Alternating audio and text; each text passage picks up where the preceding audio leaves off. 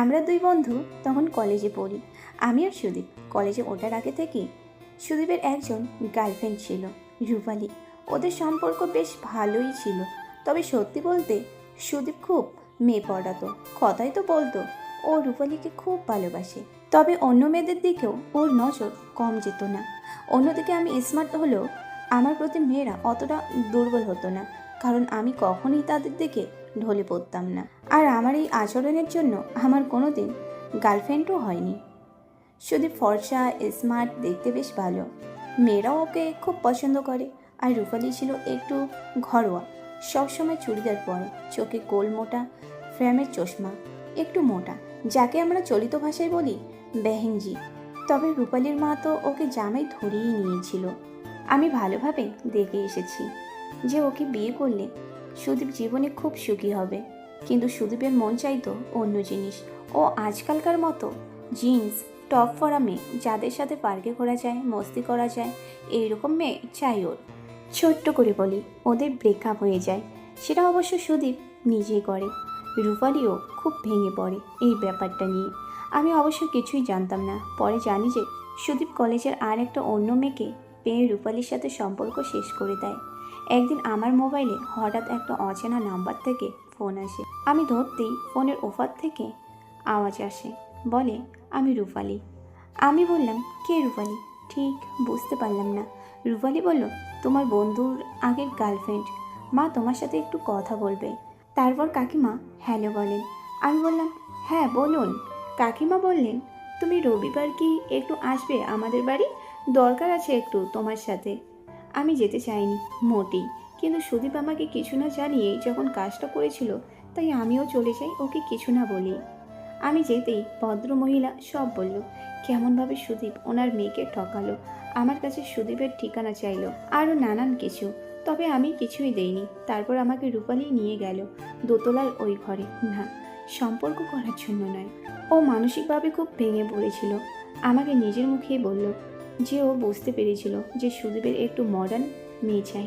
স্বীকার করল যে ও নিজের হাতে নিজের জামা কাপড় সরিয়ে সুদীপের সামনে এসেছিল, সুদীপকে ধরা দিয়েছিল, কারণ যে কোনোভাবেই ওকে আটকাতে চেয়েছিল, কিন্তু ও থাকেনি। আমি সেদিন চলে এসেছিলাম।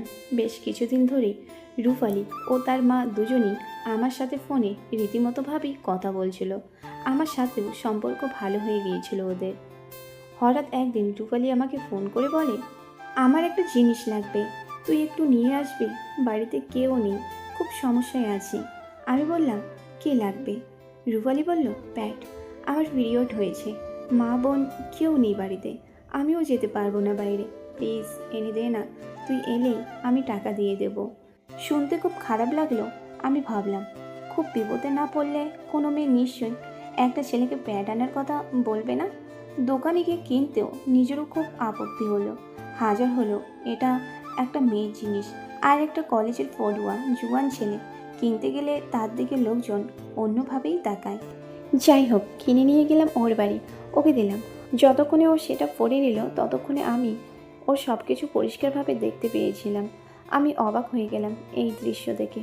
ওর কি বিন্দুমাত্র লজ্জা করলো না একটা বাইরের ছেলের সামনে নিজেকে? তবে আমি ভাগ্যবান বলতে হবে। আমি চলে এলাম রাতে। ও আবার ফোন করলো। রূপালী বলল, থ্যাঙ্কস, কী যে উপকার করলি সকালে, তুই না এলে খুব বিপদে পড়ে যেতাম। আমি বললাম, ঠিক আছে, এটা কোনো ব্যাপার না। রূপালী বলল, আমারটা দেখলি? আমি বললাম, কি দেখব? রূপালী বলল, না বোঝার ভান করিস না, আমি তো তোর সামনে, দেখেছিস তো আমার, বল কেমন লাগলো? আমি বললাম, খুব দারুণ, জীবনে প্রথমবার দেখলাম চোখের সামনে। রূপালী বলল, কি বলিস, আগে দেখিসনি কারো? হ্যাঁ, আমি বললাম, না। রূপালী বলল, ঠিক আছে, আমার 6 দিন পর শেষ হোক, তারপর তোকে আবার দেখাবো। এইরকমভাবে এইসব নিয়ে কিছুদিন আলোচনা হতে হতে একদিন সেই সুযোগ এলো। রূপালীর মা বাবা তার কোনো দিদির বাড়িতে গেছে, ও বাড়িতে একা, ব্যাস আমাকে ডেকে নিল।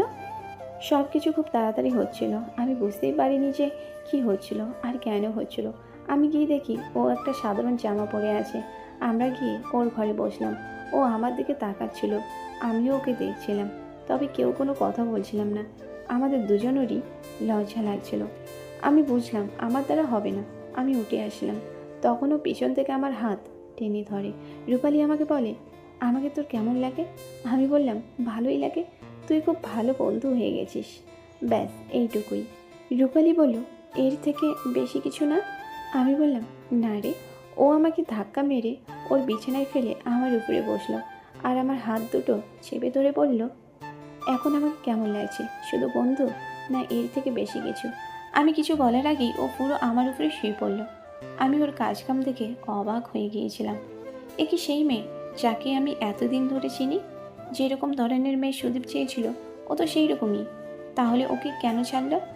আর ও আমার সাথে যা করছিল তা যদি সুদীপের সাথে করে থাকে তাহলে তো ওর আর ছাড়ার কথা না ওকে। রূপালী আমাকে বলল, তোর সৌন্দর্যটা কেমন?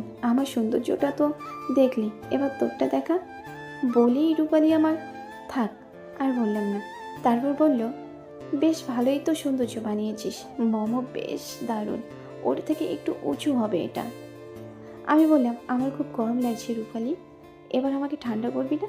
রূপালী বলল, হুম। একটা জিনিস বোঝাচ্ছিল, ও পুরো ঘটনায় একবারও খারাপ শব্দগুলো উচ্চারণ করেনি, শুধু এটা ওটা এখানে ওখানে বলেছিল। যাই হোক, আমার মাথায় এটা ছিল যে ও হয়তো আমাকে পরে ব্ল্যাকমেল করবে, কিন্তু আমার ওর বয়ফ্রেন্ড হতে কোনো আপত্তি ছিল না, কারণ আমার ওকে ভালোই লাগতো। আর রূপালীর সুন্দর আদরে আমি তো ওর প্রেমে পড়েই গিয়েছিলাম, তাই আমিও কিছু বলিনি। কিছুক্ষণ যাওয়ার পর ও বিছানায় শুয়েছিল, আমি ওর পাশেই শুলাম। আমি ওকে বললাম, শান্তি হলো? রূপালী বলল, সবে তো শুরু, এখনও অনেক বাকি, জানিস ও আমার সাথে এত কিছু করেনি। আমি বললাম, তোর লাগেনি? রূপালী আমাকে বলল, আমি 2 দিন হাঁটতে পারিনি, এরকম হয়েছিল। আমরা আবারও সিদ্ধান্ত করলাম, কিন্তু তার আগেই ও সব ভেঙে দিল। এইরকমভাবে শুয়ে কিছুক্ষণ গল্প করতে করতে ও হাতে করে একটা জিনিস দেখিয়ে বলল, তোর বন্ধু এটা নিয়ে এসেছিল আমাকে দেওয়ার জন্য, এখন এটা পরে তুই আমাকে দিবি। আমার পকেটেও ছিল, কিন্তু আমি আর সেটা বার করলাম না। ওকে দেখে মনে হচ্ছিল নিজেকে কোনো রকমের শাস্তি দিচ্ছিল। ওর আচরণে কোথাও আমাকে ভালোবেসে কাছে টানার লক্ষণ বোঝা যায়নি। মনে হচ্ছিল যে হয়তো শরীরের রাগ মেটাচ্ছে, আর নয়তো এর পিছনে ওর কোনো প্রকার উদ্দেশ্য আছে। এর মধ্যে ও বলে উঠল, প্লিজ চলে যা এখন, আর এটার কথা কাউকে বলিস না। আমি ওই রকম গন্ধ নিয়ে বাড়ি থেকে বের হলাম। আমি তখন সাইকেল চালাতাম, আর আমার ব্যাগে সবসময় ডিও থাকতো। আমি গায়ে ডিও স্প্রে মেরে সাইকেল নিয়ে সোজা বাড়ি চলে এলাম। তো বন্ধুরা, গল্পটি কেমন লাগলো? আশা করি সবার ভালো লেগেছে। তাহলে অবশ্যই একটি লাইক করে দেবেন, আর যারা এখনও চ্যানেলটি সাবস্ক্রাইব করেনি তারা অবশ্যই চ্যানেলটিকে সাবস্ক্রাইব করে দেবেন। ধন্যবাদ।